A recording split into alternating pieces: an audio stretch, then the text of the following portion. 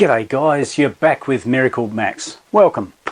Today we're going back in time. That's right, we're going old school. We're going to be looking at an old radio, see if we can repair it.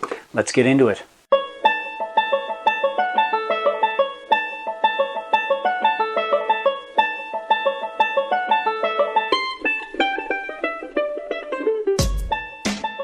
So this fella here is called an Ingelen. It's an Austrian brand radio back in about 1959, 1960. And the owner of this little baby has had it for a long time. Most of his life apparently. And now he just wants it repaired so that he can listen to it. It's not working at the moment, but we really need to pull it apart, see if we can rescue it. So if we pull the back off of it and put that to one side, we can see it's a bit messy inside. We've got bits of paper, we've got aerials sitting around not being held in place, and there's an interesting thing with the battery, for instance, is that these particular batteries use two 4.5 volt batteries. So one section, part of it is in series, part of it's in parallel, so the radio uses partially 4.5 volts to drive it, but also 9 volts as well. Now, I don't have these particular batteries, they're a little unusual. You can actually get them, they're not too hard to get, but I don't want to fork out the money for two 4.5 volt batteries. They're flat looking things, unless I feel confident that I can fix it.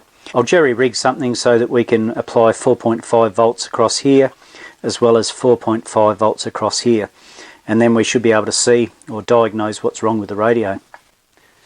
To get my first 4.5 volts, it shouldn't be too hard. I've got a variable power supply here. We just flip him on and we read off of our multimeter until we get our needed, 4.5 volts. Close enough. So I'm happy with that power supply for the first section of the radio. I need a second power supply, don't I? With my second power supply, I need to be just a little more creative. What I've come up with is three AA batteries put into series, and that's going to give me roughly 4.5 volts. So we'll just measure that. So I've got them in little holders and put them in series, as you can see. So if we just put that down there and go across there, it may be a little bit high, who knows. Yeah, 4.8. And don't worry about the negative side of things, I've just got my leads around the wrong way. Hook them up the right way around. And 4.8, I'm happy with that. That's fine. That's not going to be an issue for a radio of that age. Okay, so let's connect it up and see what we have. I have 4.5 volts from my variable power supply. I have I think it's 7, something like that, from my little battery pack there. And of course that goes into the radio battery holder. Now, how do I know if it's working or not? We'll have a listen. Hear that? So I'll just double check and make sure that I've got 4.5 volts plus, an overall of 9 volts. Let's check that. So at this point I should have about 4.8 volts, which I have. If I go over the other side, I should have around about 4.5 volts, I think. There we go. And if I can get my little pinkies in there, hopefully I should be able to see if we have the 9 volts overall. And there we go, we've got 9.234 whatever volts. So yeah, and of course we can hear crackling at the radio itself, which indicates that we're getting power through. Amplifier's probably working, all sorts of bits and pieces appear to be working okay. But unfortunately we're not getting any sound out of the thing per se. We're getting no channels or anything like that. Next stop, see if we can nut that out, hey? As I always say, it's super important to have a thorough visual of everything. Now, one thing I have noticed is just listen to the crackling when I start moving bits and pieces.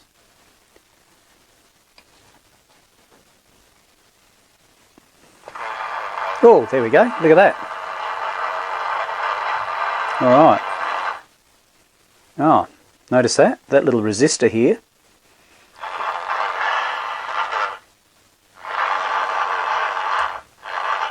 Ah, look at that, will you? It's actually broken. So, she's flopping around there, mate. Which is excellent, because Well, that tells me several things. It tells me that the tuning side of things is working okay. It tells me that the amplifier side of things is working okay. Who knows, it might be as simple as replacing this little resistor. It's a variable resistor, as you can see, and this is how voltage is put through, varied of course, to set up the channels, etc. I mean, it's just the basic. I don't know too much about this, to be quite honest. So let's see if we can pull this mess apart and have a look at these aerials. They're only held in by rubber bands, and those rubber bands are pretty much verschnookered. They're broken with time. A lot of the wire that's hanging off, etc., shouldn't be like that, but I will just do this for now and see how that turns out. Yeah, cool. Variable resistor, hey? Well, I'll put it this way, it's a starting point, isn't it? Let's have a look at that. The customer's not overly concerned about having this pretty. He just wants it up for, you know, old time's sake and just listen to a few channels, whatever the case may be. I did look online to see if I could find a variable resistor the same as this. Couldn't really find one.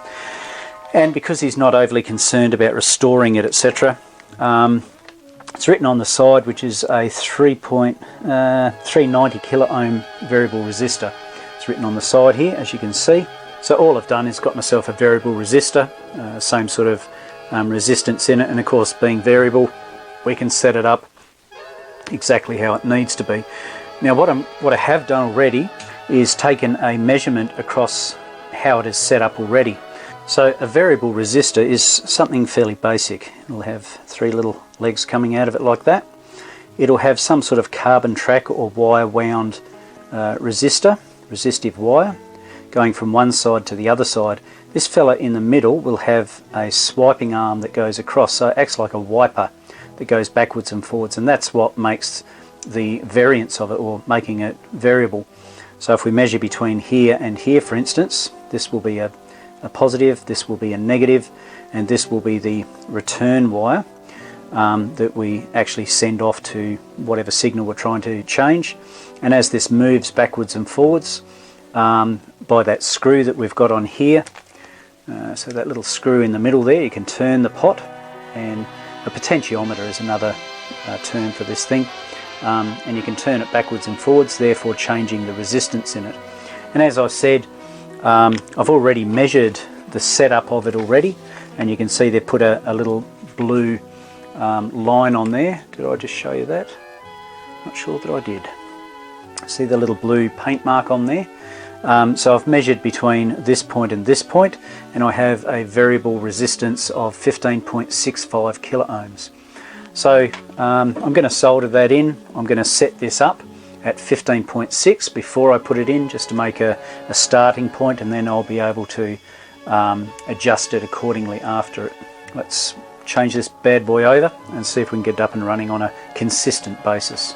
I've already pulled all the main components apart just off camera, including some screws down here up the top, some knobs off the front, etc, etc. But it's a little bit sticky, I must admit, to try and get out. Oh, and of course we've got those aerials that are dangling off precariously. That's a big word, Max. Alrighty, so if we flip him over, so it's this fella here that needs to be replaced. That's our variable resistor on the back there. It's only got two legs on it, not three, like I thought. So it's not actually a potentiometer. It looks like a rheostat by the looks of things. Either way, we can still use our little pot. We just use the two wires, one wire here and one in the center. We won't need the other one on there. So since we've got it flipped over, it's actually not in too bad a condition. I had a look at an old school radio the other day that someone, I guess, had left out in the rain. It was pretty knackered. You know, all the mechanism was seized. There was corrosion. There was all sorts of a mess inside. But this isn't too bad. Obviously, we'll need to clean up some of these buttons. They're a bit stiff, etc. But I think we should be right to get it up and running. Seems to be in working condition, so that's good. So to remove this rheostat, obviously this solder's pretty ancient, probably oxidised quite a bit. I'm just going to use some flux to try and revive it a bit, and I'm going to add some new solder to it, and hopefully that will help remove the old solder. We'll just see how we go with that one.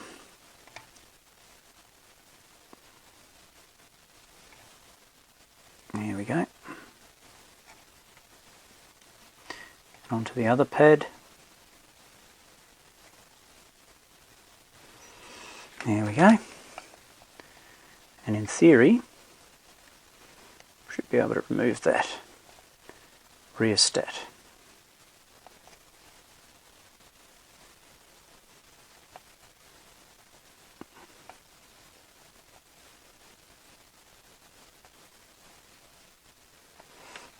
Catching in the middle or something, I think. Oh, I see. Oh, I get it. What's that one there? Oh, it looks like it is a pot. Wow, tricksy.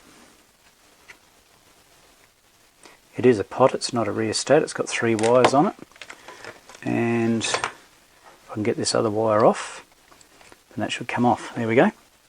So originally I was correct.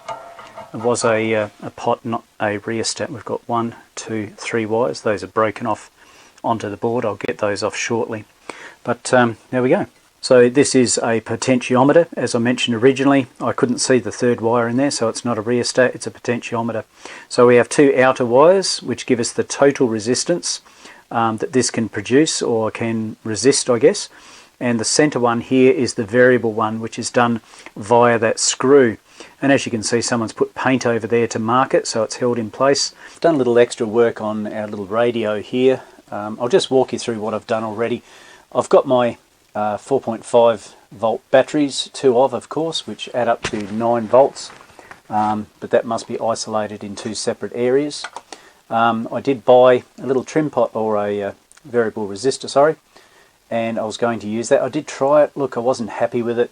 So I've gone back to my original plan, which was, let's just swing around here. We've just got it sitting up there.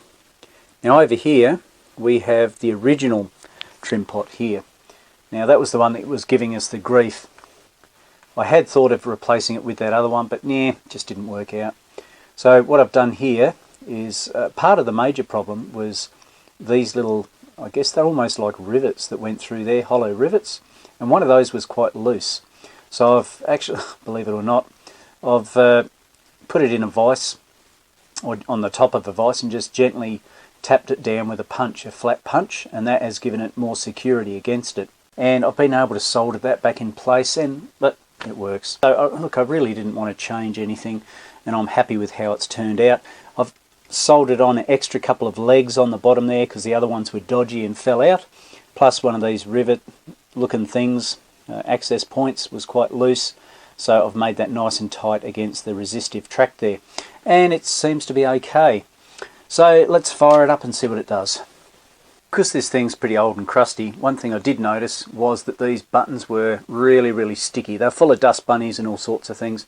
So what I've done is I've used a bit of the old circuit and cleaner, contact and circuit cleaner, and given them a thorough spraying through here, in behind the switches, in through the sides, etc. And they've got much more smooth action now. It's beautiful. Beautiful, mate. Beautiful. Okay. So I'll be checking, of course, for radio signals and stations, but that feels pretty good to me. As you can see, it's in bare bones mode. You know, she's splattered all over the desk. I've got my power pack set up, 2.5 volts times by 2, either side of that little pack there. And let's just see what we can get out of the thing, hey? Now, AM is pretty much on the medium band, so that's the MW there. Bit hard to see some of this writing, but that's what it says. So we've got AUS, TON, I believe it is, long wave, LW, and medium wave, which is a MW. Alright, let's give that a try. Alright, well, we can hear some sound. Let's hit the tuner and see what we can get. Now keep in mind, where we're located, we've only got 2 stations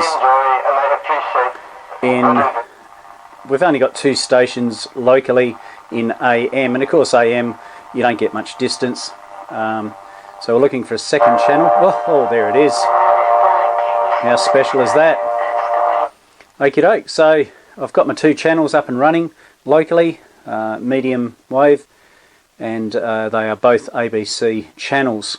So time to put it back together, see if we can give it to the customer, bring back some old memories for him perhaps, and hopefully I've done a good job. just to give you an idea of why the poor old AM radio went by the wayside. You can hear the static in the background, can't you? So here I go. You can see my finger here on my little overhead lamp. Just have a listen. Can you hear the interference there? And I've got an overhead light as well, an LED one, and I'm just about to touch it. That's just me touching the light. You can see how sensitive it is to radio interference, and of course that was one of the main issues with the old AM radio. Come along FM and we've cut out a lot of that interference. Believe it or not, I was able to get a schematic for this thing. Amazing. There's some really good sites out there that have some old vintage stuff, and the fella that we're dealing with right now is this bloke here. He's a 390k ohm resistor, or variable resistor, as I mentioned, and we can see it's coming off what we've got a resistor over this side, comes along spliced in with a few odds and sods, comes in through this variable resistor, and the outline, as you might have noticed, but I didn't realise at the time, it's actually spliced with the outline plus the wiper arm as well. So when I desoldered it, I saw that they were on the same footprint, the same pad, and after I've repaired it, it makes sense that it works that way. So we're just looking for a variance between this point and this point, variable resistor of course. As you can see, it's back together. I haven't bothered to tidy up all the aerial windings, etc. This guy just wants it for sort of a keepsake, I guess. It seems to be picking up the stations alright, so I'm not overly concerned about that. It will take a long time to get all this right. I've just used general rubber bands to hold it back into place where the other bands were failed, and that seems to be holding it okay. I've even put in his original piece of paper. Also I tied down the battery pack to make sure that the batteries wouldn't come out. They were a little dodgy with the connections there, but I've managed to bend these tabs so that they have good contact. So all I've got to do now is put the lid back on it, on the back, double check everything, make sure my work's done correctly, and then she's signed, sealed, delivered. So while it's not a classic example of a restored vintage AM radio, at least I've got it up and running for the customer. That's what they've requested, and hey, it seems to work. It's nothing brilliant, but so we've got the two local stations that I mentioned, AM stations, and that's as good as it's going to get, but it's up and running. Sorry. So it's true that this is not one of the 1950s ghetto blasters, but hey, it's what the kids were listening to back then. And this gentleman now is in his, I don't know, 80s I guess. He just wants it up and running so he can go down memory lane and enjoy those memories as a young person. Hope you enjoyed this video, guys. The repair that was done, it was out of my comfort zone as per normal, but hey, I've learnt something. If you enjoyed this video and you haven't already, please subscribe to the channel, give it a like. Feel free to comment down below and hit that bell, dong, that way you won't miss out any future videos. Until next time, this is MiracleMAX signing off. I'll catch you later.